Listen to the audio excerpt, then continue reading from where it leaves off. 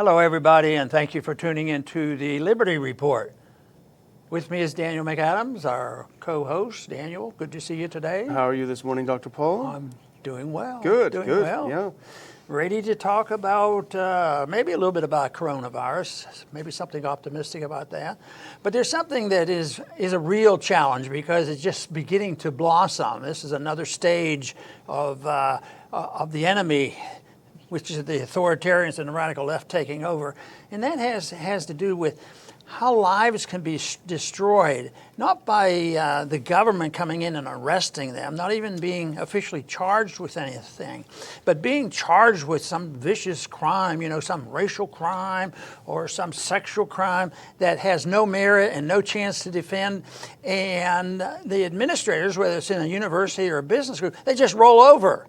And no matter how long the employee has proven himself, and no matter how independent he is, and he may just lose his job, it's the intimidation, and it's such a frustrating thing because it's the intimidation that makes it so difficult to defend oneself. And the more you defend oneself, the more they can come in and pile in. So they've there's so many examples of doing this. We'll talk about a few of those today. How the people just lose their jobs. It's something that is very serious for the person that's suffering from this. But I think that the whole thing is what they resent is because they're authoritarians. They resent the possibility that you can have culture that is totally voluntary, without intimidation, and without the force, because it comes up. When does it become force? It's sort of like trying to describe how do libertarians handle the fact of social media, because social media is ruthless, and they can participate in this and accuse people and perpetuate arguments, and well, you got to live with it because of freedom of speech. But what if these outlets are partners with the government? Yeah. And what if they're putting out the propaganda, and some of this propaganda dealing with coronavirus happens to be coming from Bill Gates, who participates in disseminating this, and then we end up with these, because the coronavirus is part of the problem here. I have felt it, others do, because you feel like the people you don't want to have to take on are the average people who have been frightened to death, and there's fear, and they have responded by making their little kids wear masks up. So ridicule of them isn't going to help, but trying to get a little bit of ridicule of the people who are perpetuating this. And I hope we can find a couple examples of that today where they don't always win. Yeah. But it is a problem, and I think of Pat Buchanan when he talked early on about the cultural wars. Yeah. And of course, these have been known in the Soviet system. I always assumed in the Soviet systems and the communist system, they start with guns and armies and all, but eventually they just deal with culture. They deal with jobs, intimidation, and giving somebody a bad reputation. But the problem comes is where the bad reputation has been concocted. It isn't because they just revealed that somebody did something dumb 30 years ago. It's that they intimidate and imply. And we've seen so many cases where people's lives have been destroyed, and all of a sudden, let's take it to court and find out it was all a bunch of lies. So, but it is a real problem. Canceling culture. I think that the coronavirus has aggravated this. People are feeling intimidated.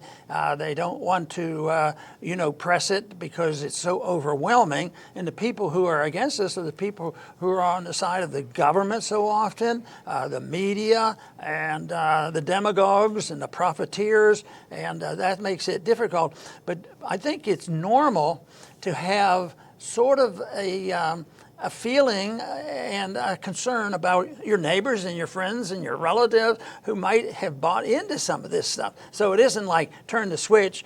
That's all farce. It's all imagination. It isn't true, so don't believe all this stuff. It's not that easy. So we have to work harder at it, trying to find the examples that is not based on intimidation and cultural cancellation and say, we'll just get rid of you. But we have some examples to demonstrate that. Yeah, we want to talk about cancel culture today, and it's a well-used term. Some would say overused, but I don't think it's overused at all. In fact, we were going to have a conference about cancel culture in May, but it was canceled, right? It canceled our cancel culture, but it is only postponed. We will reschedule that. I'm determined because I think it's even more relevant now. But the reason we're bringing up this is that it's in the news. Nicholas Sandmann, the young student from Covington Catholic High School, a couple of years ago made the headlines. The media wanted to destroy him for a completely misrepresented thing, but this is what cancel culture is all about. And we started seeing it's been around for a while, but it's progressing rapidly. It started out just, hey, we want to block speakers from campus that we don't want to get triggered, we don't get offended. So usually it was conservative speakers, outside the mainstream speakers. They would just get them canceled. But then it progressed very rapidly. It was doxing people who said things or may have had bad ideas. That's revealing personal information about someone that can be used against them. And then it was getting people fired from jobs, and they're still doing a lot of that. Using force to get them to self-censor. And you talk about that too. People are intimidated. And then finally, and we are seeing this, and we'll have some clips too, using actual physical violence to cancel out any thoughts, any actions that this group of people, and you call them cultural Marxists, there's a lot of words for them, some of them not appropriate for this show, but this is what they're about. And so that's why we want to talk about the Sandmann case today as a beginning. Yeah, I've had a little bit of experience with this too, and it's not the easiest thing to handle because, I have have been invited to attend things, but all of a sudden there's been some public pressure to try to get me to change my mind. Yeah. So, and I think you were aware of that when that was going on. Yeah, you talked that you were scheduled to speak to a Catholic group, I think it was, and it's going to shock people. You give the same message no matter where you speak, the message of liberty, and you've said it many times, you don't tailor it to the groups. But at that time, that was a few years back, and I think it was Bill Kristol and his gang of culture cancelers at the Weekly Standard who wanted to force you to back down and not give the speech, and of course you did, and it was successful. The irony of this is that I know Bill Kristol, I know what he was up to, but it still has an effect. Yeah, if you worry. I wonder if he has some truth to this. Yeah. Maybe this group is just not just an average Catholic group. Yeah. And it turned out it wasn't an average Catholic group. It was high quality. It was elderly people. They were conservative Catholics. And because I had they developed a little bit of concern for me. I wonder what they're like, because boy, if they're like what Bill Kristol says they are, these people are bad people. They're going to start world. But they had me there when I talked to the leader. The main reason, because I'm not a Catholic, I wouldn't be known in Catholic circles, but what brought us together was the anti-war position. So it was, still the Mideast wars going on, Iraq and all, and that's why he wanted me there. So the most pleasant thing was they were an elderly group, more so than not, but it was a large group, and I said they were the nicest people. It was, and they were so friendly and charitable. And I thought, what a difference! Why would somebody go to so much trouble? I don't think they were attacking the Catholics as much as they were trying to create a situation where I would be hurt. Intimidated. They wanted to destroy my message, is what it was. Yeah. So I agonized a little bit over this. Maybe I need to check on this, but I was so glad that I went after it was all over. I think you got some good advice from Lou Rockwell. Well, with Nicholas Sandmann, it's such a fascinating case. And the reason we're bringing it up as well is that he spoke at the RNC yesterday. It was a big deal. In fact, we have a clip. This is from Reason. This is a good article. Robbie Soave is a good writer, I think. I would not be canceled. I mean, if this is a powerful message he delivered, and here's what he's had to say. And you'll remember they went to attend a pro-life rally in D.C. as part of a Catholic high school. And when they were walking around viewing the monuments, they started getting intimidated by a fringe group, a fringe black nationalist group who were screaming really bad obscenities at these kids. And then this fellow came up, started beating a drum in their face, and they just stood there. They didn't do anything, and that was interpreted as him attacking, actually the person who was attacking him. long story short, the media glommed on. He sued the media for the terrible things they said about him, and he won, and now he's got a bunch of money. But here's what he said yesterday. I learned what happened to me had a name. It was called being canceled, as in annulled, as in revoked, as in made void. Canceling is what is happening to people around this country who refuse to be silenced by the far left. Many are being fired, humiliated, or even threatened, and often the media is a willing participant. You know, the person that he was sort of having the confrontation, of course, there wasn't really a confrontation. Nicholas just stood there and looked at this fake Indian. Yeah. No, he was a real Indian. This was more than a fake Indian, but his reputation was just an antagonizer. Yeah. He just went out and did things like this. He no more represented Indian values at all. But I think that's a great story, and it means that there's a time to really fight and take them to court, because I imagine this must drive the far left nuts to see that they made this young kid a millionaire just by being honest about it on a position that he firmly held, and so that's a side of being on the right and getting some benefits from it. So I like the story. And you remember at the time, let's look at the next clip if we can. This was basically the sentiment of the media. This was a CNN presenter at the time, Reza Aslan. He said, honest question, have you ever seen a more punchable face than this kid's? Okay. I mean, it was many people in his position in the media agreed with him and said the same thing. They really wanted to violently attack this kid who was just standing there. And it was pretty amazing, but that's not the only story of it, you know, and there's so many of them. I've just picked one out of the blue. I mean, if you Google it, you can see tons of them. Let's look at the next clip. This is from a principal in Vermont who was fired because basically what he did is say, all lives matter. He says, well, I understand the urgency to feel compelled to advocate for black lives. What about our fellow law enforcement? What about all others who advocate for and demand equality for all? And for that, he was canceled. And there's even someone closer to home, almost literally, who himself was canceled yesterday, in a way. And let's look at the next clip. A certain senator from Kentucky was speaking at the RNC convention. We have that next. And here's what he had to say. When he started talking this way, he said, I fear Biden will choose war again. He supported the war in Serbia, Libya, Syria. Joe Biden will continue to spill our blood and treasure.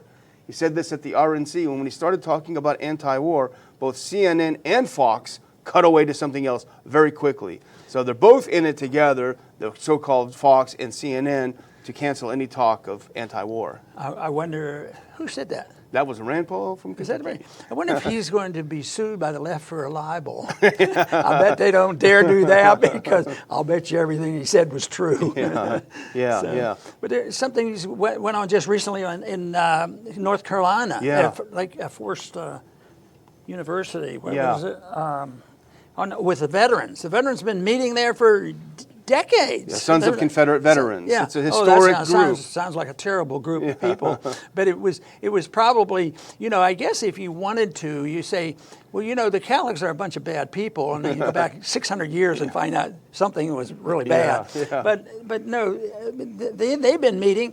And even the people who host them said they were wonderful clients, and there was never a problem. And finally, the intimidation was so great, they got canceled. So that's a lot of pressure they put on it, and you don't even have the police coming in and doing it. That is a subtleness that is really, really dangerous. So I've often talked about the kind of government we have depends on the prevailing attitude about the people. So when the prevailing attitude of the people is to go along, to get along, and never say boo, that's what you're going to get, and they won't even have to bother changing the laws. But when people stand up, all of a sudden, sometimes we have victory. So though we condemn sometimes groups of people for participating, when we look at the justice system and sometimes the police, you just can't put them all together, because there are good people out there, and they too feel the intimidation. Can you imagine an honest person being a policeman in this day and age and not getting into the theoretical part of what he's doing, how he must feel? can you believe that some of them are actually even quitting? Because it's just overwhelming. When the political system collapses, in the political system, the mayors and the county commissioners all become part of the criminals, and I can see and understand that. So they're intimidated by a prevailing attitude, and but it's hard to believe. I think it's exposure they have, because I don't believe the prevailing attitude endorses what the Black Lives Matter and the violence, tearing up the cities and burning the cities. Matter of fact, I think politically, there's still enough Americans left to say, hey, there's a limit here. Yes, the police, they do dumb things and there are problems here, but they're not at the point where they think that, oh, okay, what we need to do is defund the police and let the hoodlums do whatever they want, which is an absolute violation of all property rights. Libertarians have an inclination that the police abuse is a problem because of the drug war and different things that have gone on. But to walk away and deny that there's not a property rights issue here, when you think of, it was last night in Wisconsin. Yeah. Many stores burned down again, and nobody's going to take care of them and fix them up. Oh yeah, they're going to get a grant. No, that's not going to happen. It could be years and years before some of the repairs are accomplished. It was sickening. I don't know if you saw the clip, but there was a large parking lot. I think it was a car repair place. Dozens and dozens of cars there. The Black Lives Matter in Wisconsin went and smashed every single car to shreds, just methodically smashing every private person's car. And it was sick. But the funny thing about the rioters in Wisconsin, right? These are the defund the police, get rid of the police. Well, they attacked a guy with a gun and he shot back and shot one of them. And the first thing they all started yelling is, call 911, right? So it's pretty ironic. But, I really think, why Trump will win is because embracing someone like this kid saying you're not going to cancel me versus the Democrat convention where they're basically praising these rioters. We've seen this movie before, 1968 with Nixon. If you're the party of law and order, regardless of whether you really are, I just think it's a successful thing. But speaking of the Black Lives Matter, here's Washington, D.C. Here's what happened if you go out to dinner in Washington, D.C., and a mob comes up to you and demands that you raise your fist in solidarity with Black Lives Matter. Let's just play about 10, 15 seconds of this clip, as long as the sound is off.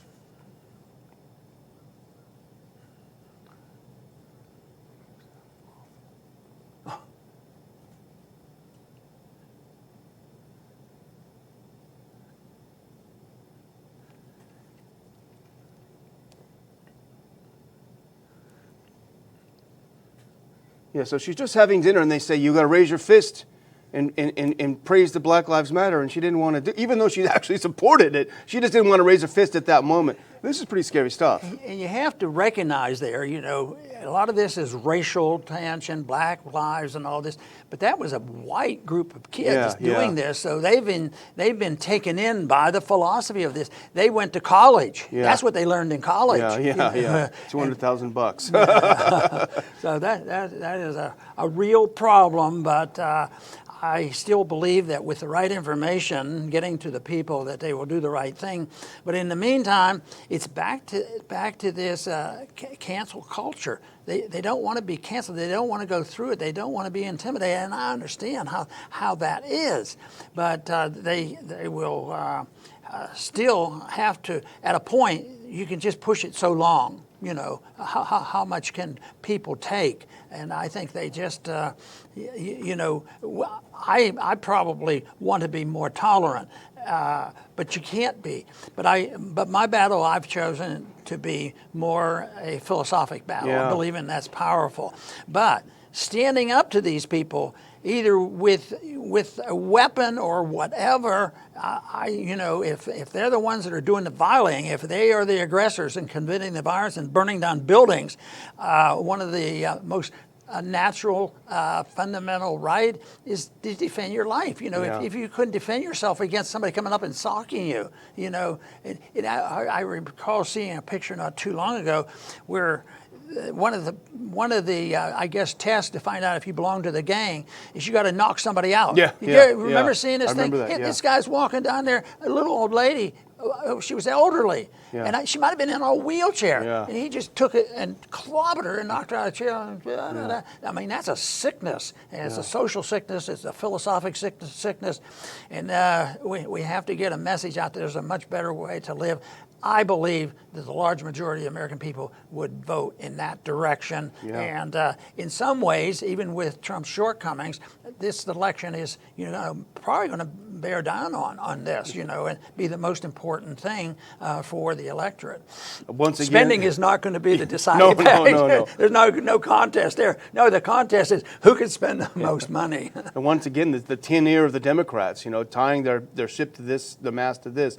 But Adam Dick, our senior fellow, he's got a good piece up on the ronpaulinstitute.org website about the fact that people are starting to fight back when they're being attacked and intimidated. And especially with the police unwilling or unable to do their job and protect people, people are going to start fighting back. And it's worth a read. But let's do two things really quick, back to back. First is a picture from what happened in D.C. Let's put that up real quick. If we can just put that next picture up. Now take a look at this, what they're doing. They're humiliating and intimidating this woman. Now quickly go to the next one. This is the Cultural Revolution in China that killed 100 million people. The exact same thing. If that does not give you chills to look at the juxtaposition of those two pictures and to see where we're heading, I don't know what does. No, and people who have come to our country for good reasons and are good citizens and they've lived there, they know exactly what you've just said because they experienced it, their families have experienced it. But I don't think that it's going to be on the top TV programs and the news programs each night because they get the canned material, just like I think they get canned news from the Fauci and Bill Gates. That they want us to get what they please. Well, Gates gives a bunch of money to NPR, right? So no wonder. That's right, and no wonder that the support is out there. But it's the other private stations too. And I think you put up something yesterday about how all the stations did everything together in uniform. I often wondered how that happens. I'm still not sure exactly. Because what did they do? Get to 12 leading media said, and they all call in at 6 a.m. Well, this is what we say today, but evidently the message gets around. And I guess that's the point we were making yesterday. There was a lot of copycat stuff. Maybe the first person out, puts it up, and the other side, well, sounds so good to us, and we don't have time to check this out. We're in the news business. Exactly. Ironically, that's what happened in communism, though. The party would get together and they would come up with the party line. That's where the word came from. They would deliver that party line to all the newspapers, Izvestia, Pravda, and everything, and they would report the party line. And that's kind of where we are now. But I was going to wind down if you're ready. And, we've had a little bit of doom and gloom here. We started with some cheerful stuff about Sandmann being successful in his pushback against the cultural cancers. But we're going to end with some good news, too. And let's look at this final clip, Dr. Paul, because this is very good news. Idaho's House of Representatives votes to end coronavirus emergency effective immediately. The legislature, which makes the laws, finally got together in Idaho. 48-20, they voted to get rid of the governor's emergency powers. Now, if that's not a good message for the legislature of a certain state we live in, wake up, get out of your slumber, take back your power. I don't know what is, but this is the best news I've seen because the legislatures across this country have got to wake up and have got to exert themselves, stop being cowards, stop cowering in the corner, wake up, do your job, and bring us back to a law-abiding nation. I think this is great because it makes a very important point. It's saying that it isn't having bad management. They say, well, we got to get rid of the Republicans. They haven't managed this well. We'll put in the Democrats because they can manage this war better, or vice versa. It's always the management of the economy, the management of foreign policy, the management of medical care, the management of viruses. It's just tactical. You go in, well, we'll do this, we'll spend money here, and they have a better plan. But what the point is here is they shouldn't be doing it. and the governors don't have this, and the president shouldn't have this power either. Our president's, I was on a radio station probably in 1976, first month or so I was there. I was on with a Democrat, and it was a talk show host, and it was on foreign policy. And I had already developed most of my position, and he thought they were rather strange. And he sort of looked at me and he said, "Ron," he says, don't worry about this request to have a declaration of war. Unfortunately, what he told me was absolutely right.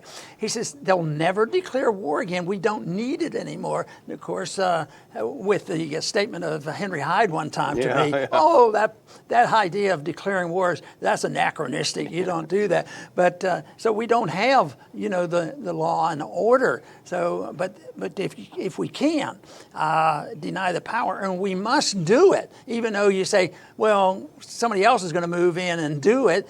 You can make a prohibition. Think of how many prohibitions there are in the Constitution. That's what it's all about. But they still go and do it anyway. So there's the words that are there that they can hide behind and use and abuse. And there's also the morality of doing the right thing. And if they shouldn't be doing it, no matter what the law says. But executive orders, I think I agree with you. This is a great point, and there's some very good libertarian minds in Idaho. Yeah, exactly.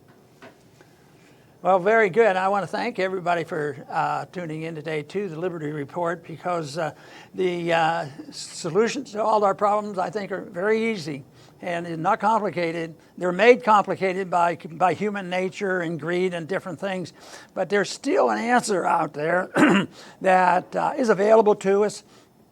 And I have found that there's a lot of people out there that agree with us, and we have to just energize them and make sure that they know that with a little bit of effort we can have successes. And there's nothing else that we can do other than changing people's minds and making sure that they're not easily intimidated. Make them comfortable with a philosophy of liberty. Make them comfortable with a philosophy that has what true patriotism is. A patriot is one who's willing to criticize their government, not one that'll march off to undeclared wars.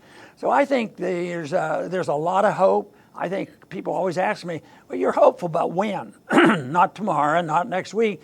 I think on the short run, we're in for big trouble. I don't think the economy has resolved itself. I think the economy was the big issue 6 or 8 months ago, and this other stuff was just stacked on to it when it comes to coronavirus and Black Lives Matter. So this is a continuation of something going on, and I think on long term, though, there's a lot of people that will work and take advantage of it, and that's why we want to get as many positive stories as possible. And if you have a good positive story, send it to us. We may be able to use it, because I think there's so many things, even on the internet, as bad as the internet is, there's a lot of positive stuff out there where people stood up to it. And we have to put up with the fact that they'll be censored. It's not difficult to get on that censor list. But we're hoping that there'll be a continuation of an effort to have a website that puts up all the censored messages that they've taken down, and then people can just go there and find out what they're doing with the censorship. But I want to thank everybody for tuning in today to the Liberty Report. Please come back soon.